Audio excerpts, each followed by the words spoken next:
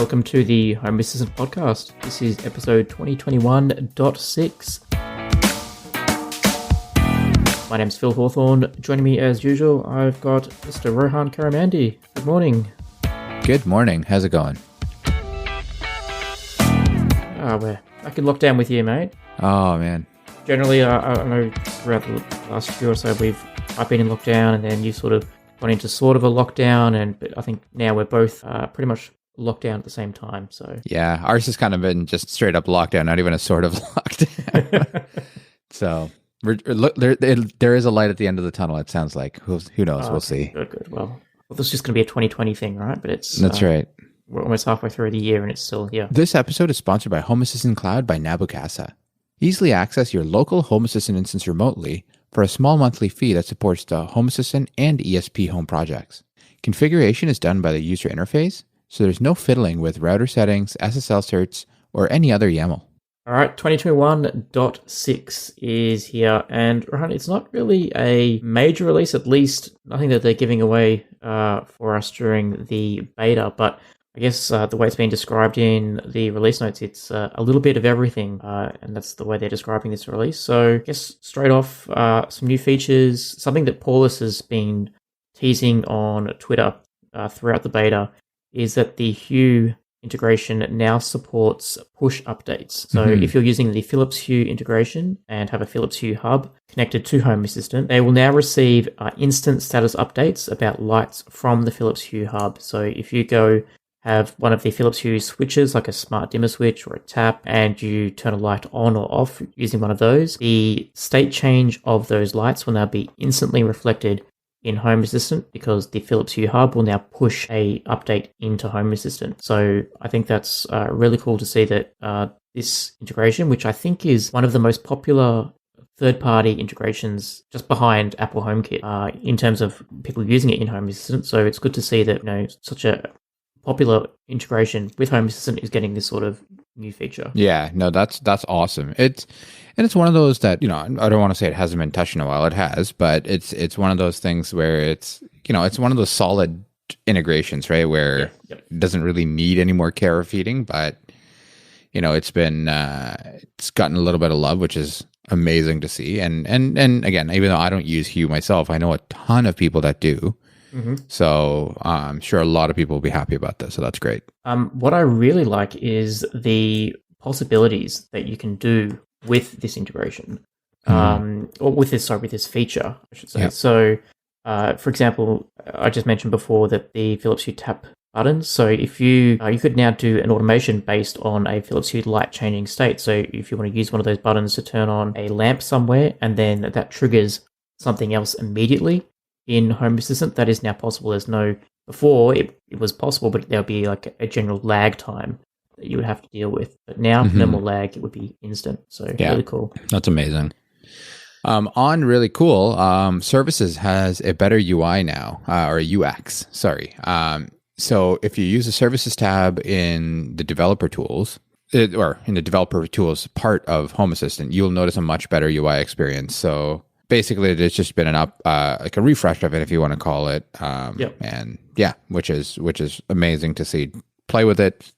Let us know what you think. I actually really like the new entity pickers. You can pick areas. It's so cool. Like I guess people have probably been using this for quite some time with the automation builder. I personally use my automation's done YAML, so I don't use the UI. So it's cool to see, some of these features moving around into Home Assistant, and the entity picker and the whole UI for Services is brilliant. I've actually spent a lot of time looking at my scripts, because now you can define a UI for scripts as well. So if you've got a custom script that you make that you reuse everywhere, you can actually now define what variables are available in your script, and then they can actually be then passed into the UI. So as you do a service call to one of your own custom scripts, you can have the UI built out. So that's really cool. Yeah, that is really cool. Especially if you want to share those scripts around or make blueprints out of them. Yeah, that's what it's there for. And we just touched on the Philips Hue integration, and you said, something that's used a lot that hasn't got a lot of love. I would have to say that this next one is what I am most excited about, which is the Sonos integration has got a bit of love this one. I'm a big fan of my Sonos integration. I love my Sonos speakers here at home, and there is now the ability for Home Assistant to disable the hardware buttons on speakers and to also disable the Sonos status lights. I didn't even know these were features in the Sonos app. I certainly haven't seen them, but yeah. So essentially, it does what it says on the can. Basically, if you disable the buttons in Home Assistant, then someone goes up and presses any buttons on your speaker, they won't work. So great for parties. Great if you want to have like a child lock on the speakers, so kids can't, turn on, turn off music. And the status lights. I know I've actually integrated it just a couple of hours ago. I have 2 Sonos speakers in my nursery, and the status lights, basically make the whole half the room light up. They can be that bright. And now just turn on an automation, once the lights go off, they go off too, and it's brilliant. Oh, that's really nice. Yeah, especially if you have, again, like a baby sleeping in the room as an example, right? Or even if anybody else is there. It's one of those things that just hurts your eyes. Can you dim the lights, or is it just on or off? Nah, it's just on or off. Okay, which that's fine. And a lot of times it's also for I know in wireless access points typically this is a thing for aesthetics. Yes. Right. Yeah. And like my Asus router has an option to turn the status lights on or off. Yeah. But I have to see if I can expose that as like a curl command that I can turn that on and off, because that would be cool. That would be cool. Yeah. I know, and depending on what you're doing for some of the stuff that I work on, there's just a tag. So in the Meraki products, there's just a tag that you can add to the access point. Oh, nice. And you can add tags via API too, right? So you can add and remove those tags, and I think it's called Run Dark or something like that. And you can add that tag, and the lights go off, and then lights go on, whatever. So I have one of my APs. Just it looks bad. I think it looks bad with the lights on where it is. The other ones don't matter as much, and because I do like them for troubleshooting and whatever. But so I have that going. So which is one of the most frustrating things, especially when you're watching. It's right by my TV, and the lights were bright enough that it was, at least for me, it was distracting because I was like, "Ooh, what's going on there?" So I just turned off the lights. Yeah. So yeah. I do like watching the lights flicker. I have mine right under the TV. But our living room is also the guest room, so if there's anyone a guest staying on the couch, then those lights are going to be flickering on throughout the night. So I'll have to see if I can turn those off. But I'm guessing what I'm going to do now for these Sonos status lights is, as soon as my alarm control panel goes into armed night, I will go around and turn all the lights off on all the Sonos speakers. Make the house a little bit darker. So that's cool. That's nice. And I can also I'm just thinking of features that I like it. If motion's detected in a room, turn the Sonos status lights back on and use them as a little mini nightlight, because they actually do, depending on which model of Sonos you've got, the little status light can be bright enough to just give enough light up to the room. Look around. Yeah, that's. I almost don't like that. It's almost too bright for a status light. Yeah, right? Like it's. So it really depends on the model. Like, so a Sonos One speaker, as opposed to a Play One, a Sonos One that has the voice assistant in, has the microphone status light, and also I think the Sonos light. So you've got like your mute button to say that the microphone's active. I guess that's why they can be so bright, and they're the LED cool white, right? So like they're a very tiny light on the speaker, but they give off enough light in the darkness. Yeah, especially against a wall. That's not bad. Yeah, and also just to wrap up all the new Sonos features, it's good to see that Sonos have got so much love in this release.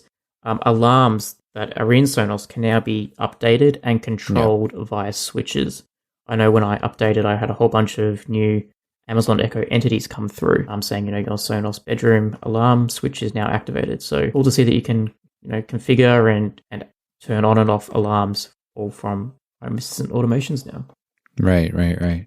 That's pretty cool. All right. And the recorder integration. So if you want to move away from SQLite in Recorder, there's now a new Oracle DB integration for the Recorder component. So the same way how you can choose to run MySQL or Postgres or whatever, Oracle is now another option. I don't know who's running Oracle DB at home, or even better, why. But if you are, good on you. It is a Docker container for it or something. I must admit I haven't looked into it. Yeah, it's just, I don't know. I've always found Oracle DB, at least for home use, to be way excessive, right? Like I do recommend anyone, if you are using Home Assistant and you've got many an entity and you want to speed up your database, do move away from SQLite and at least try and get a MySQL instance running somewhere. It just makes restart times, I found, and probably been improved since I've used it, but yeah, it was just a lot easier to have it in an external database as opposed to a flat file, well, not a flat file, but a hard file database. Yeah, and it's night and day. I did the same, right? I spin up a MySQL, just another Docker container and just point everything there. Only thing I find is if that container dies, then and if I reboot Home Assistant, then it gets super, super, super slow. Yep. And you've got all these alerts, like this component failed to load, this component failed to load, that, right? Because it's all tied in. Yeah. Yeah, because not even, it's not, for me, it's not even as much as, some of the other components failed. It's like, hey, recorder failed and it's waiting. Yeah. Right. Yeah, right. Which is a big enough component that you do want it working, right? And obviously you'll notice your graphs and stuff are all off or flat lines or something like that. So, it does make a difference. But I try and keep everything in sync and try and do a Docker pull at the same time for everything. And then, because I'm, again, using the compose file. So I'll just pull the whole compose file down and up the whole compose file too. And usually it's pretty good. I have had a couple of instances where SQL just decided it didn't want to come back up or something of that sort, or there was some error on it and it was looping and rebooting and whatever. Right? And yeah, so this evening I decided to, well, for one, I've got these cheap Chinese blind controllers. They're like an AM43.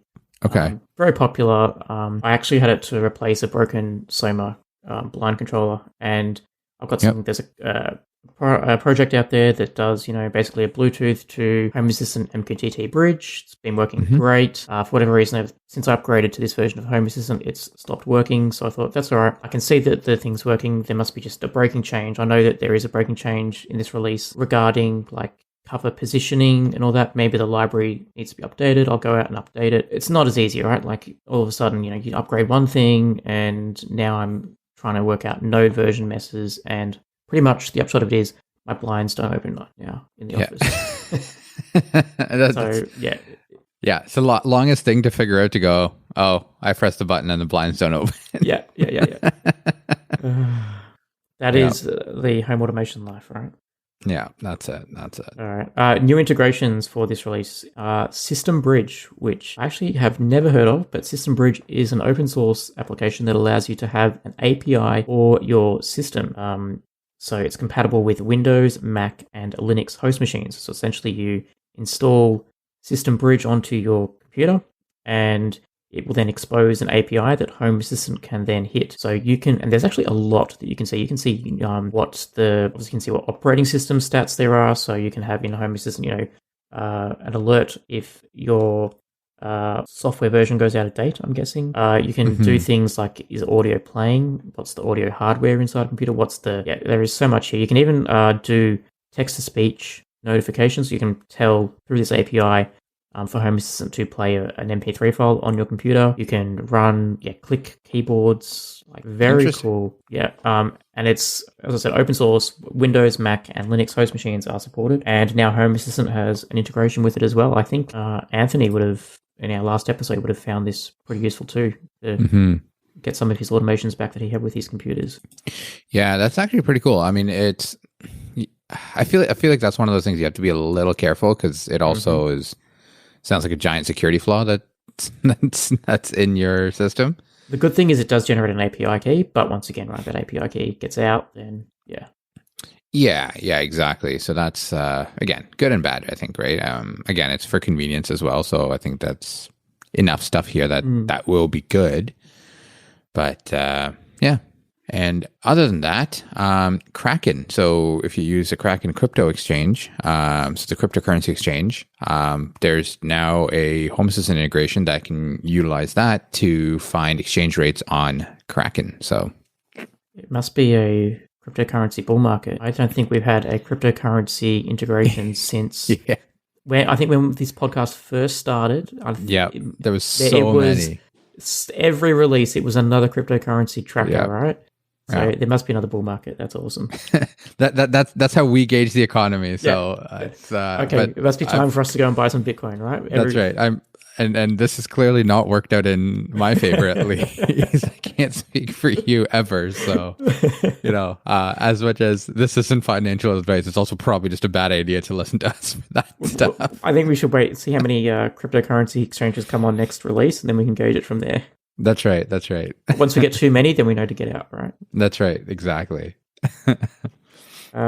Garages Amsterdam is another integration hitting in this release. So it allows Home Assistant to report how many car park spots are available in the specified parking garages around Amsterdam. Of course, something like this would have to come out of Europe, where they're all switched on. So there you go. I also like that Amsterdam, being such heavy bike users, have APIs for parking garages. Maybe that's just my touristy, I've only seen, my small part of the city sort of lens, but I think that's cool. I mean, it's big biking culture, which probably means there is not as many parking spots. I don't know. I feel like I'm being really presumptive right now. We're like, we're just foreigners, right? They don't know how a real Amsterdamian lives. Is that the right word? Amsterdamian? I don't know. It must be. But Amsterdamite? I don't know. Sorry, people from Amsterdam. Frank is like listening to us right now and cringing. Yeah. I know when he hears this, Frank, I'm expecting you to send us both a message going, what? we have cars, man. No, but I drive them in our wooden shoes, but we have cars. That's right. But this can be kind of handy, I guess, if you're having, again, where you live, there is like I'm guessing Garages Amsterdam is probably like a I don't know, a brand that of parking people. Like here we have like in Toronto, there's like Green Pea and a couple of those, like whatever. So they just own lots. So I'm not sure if Garages Amsterdam is that, or if it's a service that actually says, hey, we're seeing this many, whatever. But I guess even if you live around that area where there is one and you do utilize it, or maybe your visitor spots and things like that are managed by that, then that can be pretty handy, right? If there's, mums coming over or something like that, then hey, there's a parking spot here. Don't worry about it. Oh, absolutely. And especially if you need to know, can I drive to work today? Is there going to be a parking spot available there, right? Yeah. And lastly, in terms of new integrations, there's Meteoclimatic weather platform. So if you have those weather stations, you can now display the current weather that's reported by them. I think because Apple brought the dark sky last year, and I got really upset, right? And I think I remember I was like cutting us off end of June 2021, so I've got to find a new weather platform. And as I installed this release, I'm like, I'm going to have to bite the bullet and install a new one. I actually checked, and they've extended it, or it was always the end of this year. So I've got another 6 months. I'm not moving away from the dark sky for another 6 months at least. Yeah, so hopefully that keeps getting just... Hopefully Apple keeps kicking the can down the road or whatever. And I hope so. All right. Some breaking changes. Go for it. Always. So LifeX Legacy. So there's been 2 LifeX integrations in Home Assistant. The legacy one, so the old, original, classic, vanilla flavor LifeX integration is being removed. You will need to move over to the new and improved LifeX integration. So you won't lose any features. You just need to change a few tweaks. I'm guessing you'll need to move away from YAML, go into the UI, and activate your LifeX integration through there. Was there something broken in it, or was it using like a deprecated API or something like that? To be honest, I'm not 100% sure. I would assume it might have like the library underneath was using like some unsupported APIs or something, and it's moved over to a much more improved one. Yeah. Huh? Hopefully newer means better, so. That's it. Spot Crime.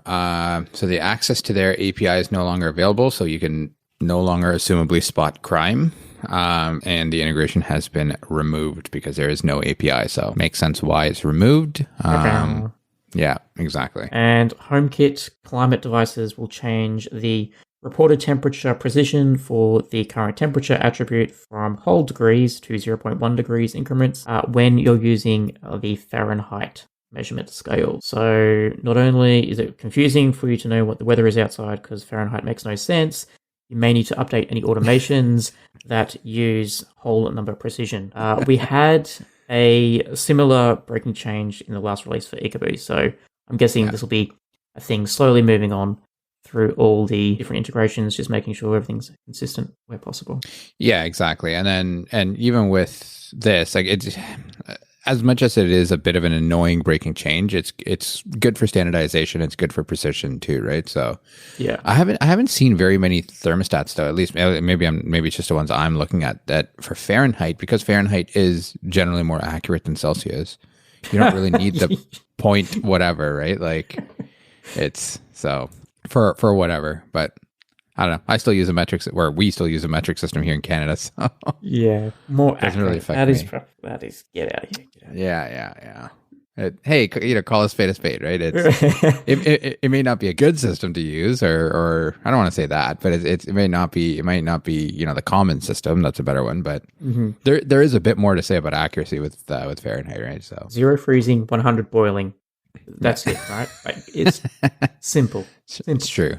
But typically you don't have to deal with decimals. So again, that's the one that kind of surprised me. So you probably don't use it today anyways. Maybe there are thermostats out there that do have decimal notation for Fahrenheit, but yeah. I just assumed everything comes because, Celsius, right? Like we use decimal places. So I guess we'll just assume that, in your thermostat you would set, 22.5 degrees would be like something that you could set here on a thermostat down under. Wouldn't you do like something similar in Fahrenheit? Like it might be just 99.9 in Fahrenheit. Yeah, I don't know. We are so off topic, sorry. Yeah, that's but yeah, so I guess that is pretty much 2021.6. I've heard some rumors on Paulus's Twitter that he was going to announce something on Monday. That's obviously in the future for us. In the past, if you're listening to this episode now, hopefully Paulus has announced something big. I think he was going to do a GitHub talk, so we'll have to watch out for Twitter on that. Oh yeah, that'll be cool. Yeah.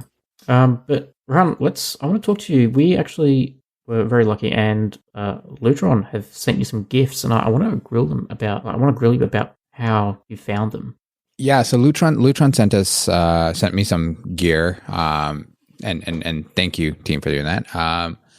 Yeah, just in terms of there's a new outdoor switch coming out, so I'll talk about that in a second, and then they decided to send me that.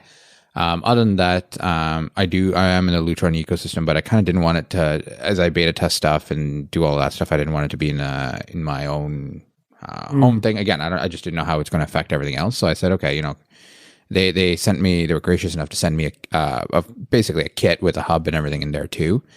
So I do use Lutron today, right? And I think I've talked about it a couple times in the show, why I like Lutron and why I like just that system. And why it worked really well for me in general. And even though, it kind of is a little more of they use a proprietary RF band, or they use proprietary RF technology, whatever. And it's local because there is a hub locally here, but still to some extent. And even with the Home Assistant integration, it talks into that with your private IP address, but it's still one of those cloud-based integrations, yada, yada, yada, right? So, but I still really like the system. And in this case with the outdoor switch, which is the main thing that they wanted us to try and wanted me to try, I actually found it worked pretty nice. It is a little big. It's a big unit. So it looks like I don't know, like it's the. I'd say that's the width of a larger phone, or the frame of a larger phone, and it's a little fat, right? Something that you plug into an existing outlet, or did you have to like install it as a outlet, or like, do you know what I mean? It's like, is it a plug-in smart switch, or is it? It plugs in. It plugs in. So it's a plug-in smart switch. Okay, nice. It's kind of got a cable on either side of it. So one for I'm in, guessing one it's for waterproof out. then, or you put in a waterproof box, or Yeah, it is. It is waterproof because again, it's outdoor rated, right? So, so I have it actually plugged in, and the timing actually worked out beautifully because a few years ago, I bought these string lights that I wanted to put out outside. yeah. And I think I don't know if I ever talked about it in the show, but Phil, I did my backyard. I did talk about it in the for sure. So we got our backyard done last year. We had a patio and things like that. And one of the things I put in was a pergola. This is perfect for you, right? Like, because now you've got like the fairy lights and you can automate them. Exactly. So that's exactly what I did. And so I put these lights that I bought a few years ago into the pergola. and connect it all up and everything. And yeah, it works really well. I haven't yet actually put it into Home Assistant just because I needed to reload the Lutron integration, and I just didn't want to do that yet. I don't foresee any problems or anything like that. So right now I'm still using the Lutron app to turn it on and off and whatnot. Yep, and the range is fine outside. Like, so is it like a mesh network that they use, or? I believe it is. Yeah. So the range is actually pretty good, and so it's technically it is in the so my hub is in the basement on the opposite side of my house, right? So it's the hub is basically in the front of my house in the basement, and this is in the backyard, and it reaches fine. I didn't have any issues or anything like that. Again, I don't have a big house. Yep. So keeping that in mind, I mean, if you have a mansion, you're saying, hey, it didn't reach, then maybe that's why. Move your hub closer. But again, it is a mesh system, right? So, where your closest switch is. And I had one of the switches that's sent along as well. I had that installed there. So maybe that's why. But I had no issues with the range or anything like that. Okay, that's awesome. Works beautifully. Like I said, so it's not a dimmer, obviously, because it's a plug-in switch. Similar to how I have my Wemo or whatever around the house. I have a couple of those around the house.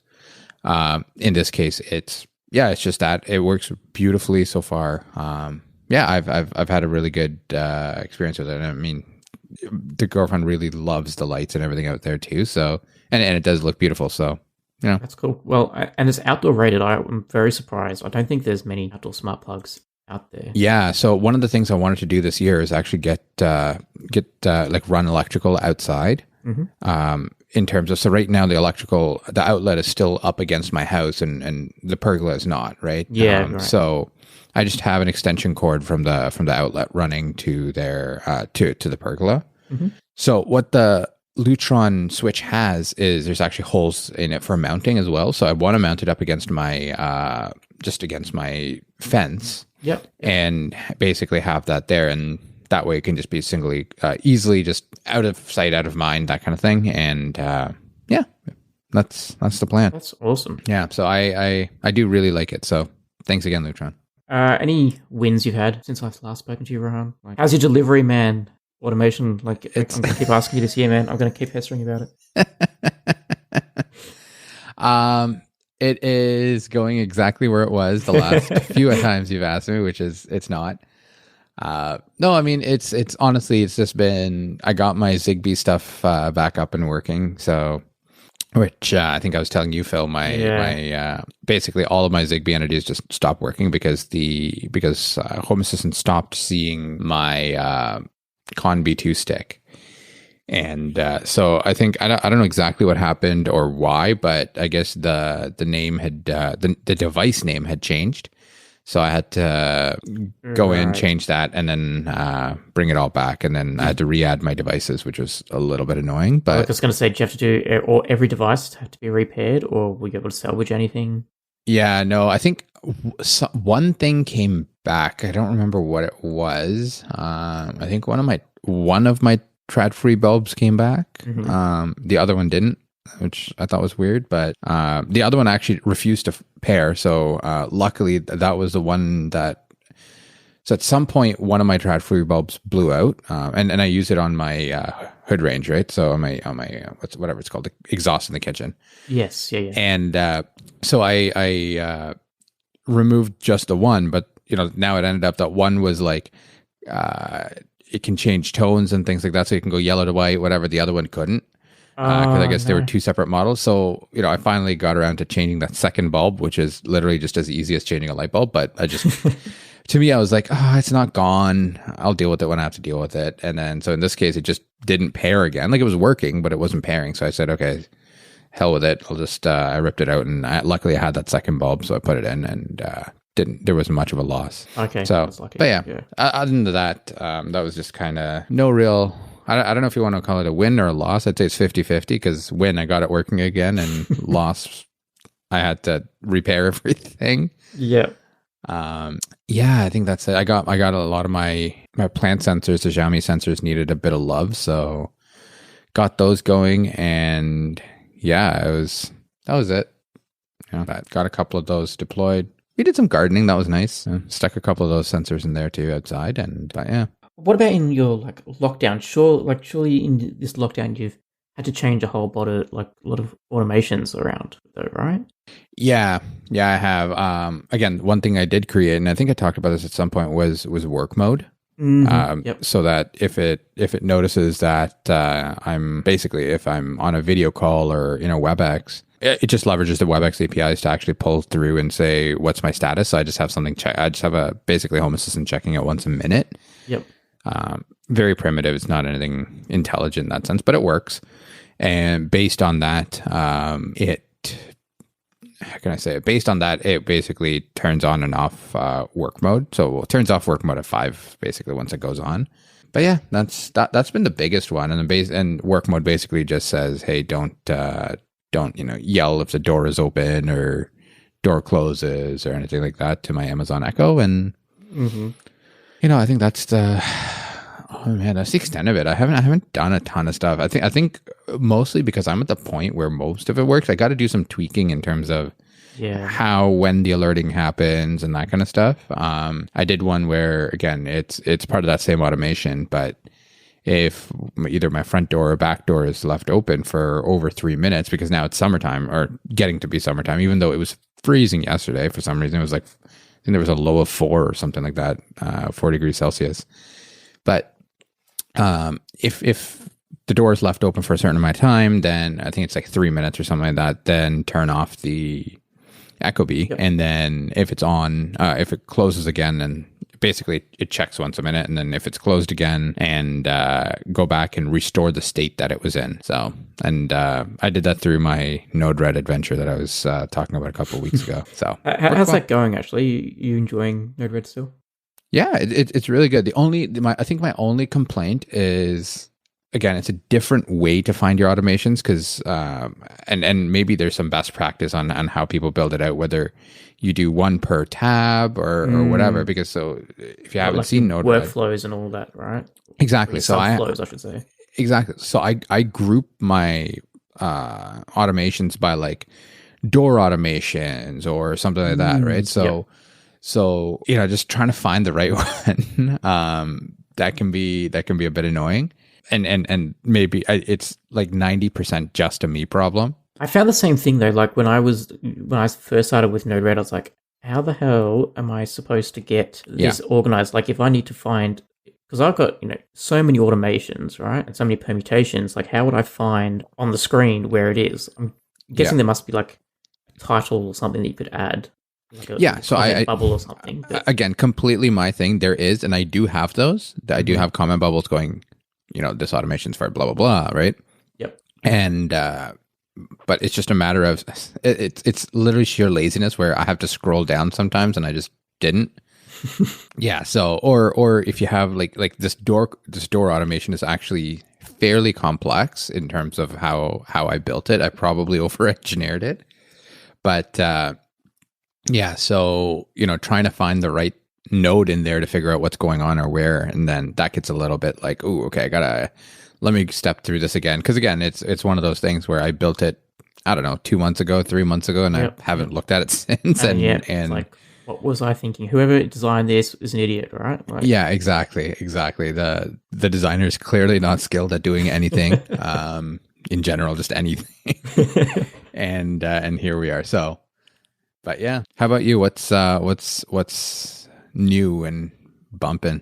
I have introduced, like, in my wisdom of trying to make things easier in terms of, I'll just have, instead of having, 3 different automations to send off like announcements, I will create a template somewhere that will say, yes, an announcement can go out. No, it can't go out. And, I've started refactoring a whole bunch of stuff. And of course, I have now introduced all these gremlins into my automations. So I have just been trying to undo those gremlins, if that makes sense. Yeah. So the day-to-day boring stuff, the stuff you don't like, nothing new, just retweaking, trying to do what I'm doing more efficiently, if that makes sense. Yep. No, that makes perfect sense. Yeah. I don't know. I'll see. I did add some stuff for like audio analytics and things like that. I don't know if I showed you that, but just there's some smart cameras that basically that I got from work as part of my like lab for home. But what some of these cameras do are analytics in terms of how loud the room is or things like that. So more just for fun, and it dumps everything into MQTT in that sense. So just for fun, I actually added that to my Home Assistant instance just out of one of my cameras. It's literally in the least useful place. It's in my like storage area in my basement, which literally nobody goes into. But you ever get sound in there, right? Like, well, I mean, in theory, it's but my server is also there, so it's actually pretty loud. Yeah. But yeah, it's so. But you know, it's again, I use it strictly for testing stuff and doing all that. So I was like, you know what, it'd be interesting. I want to see and play with this and everything too. And I got that basically building out a nice graph for me and updating every like second or whatever it is, right? That's so cool. yeah, it's pretty neat. So yeah. All right. Well, I think I'm done talking with you today. I'll speak That's right. How does that sound? Perfect. Sounds great. All right. See you guys soon. Cheers. All right. Cheers. If you want to share your Home Assistant journey or come on as a guest, reach out to us at feedback@hasspodcast.io. That's HASS podcast.io.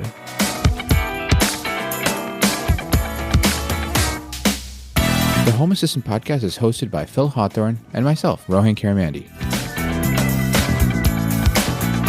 For links to topics we discussed today, check out our show notes on hasspodcast.io.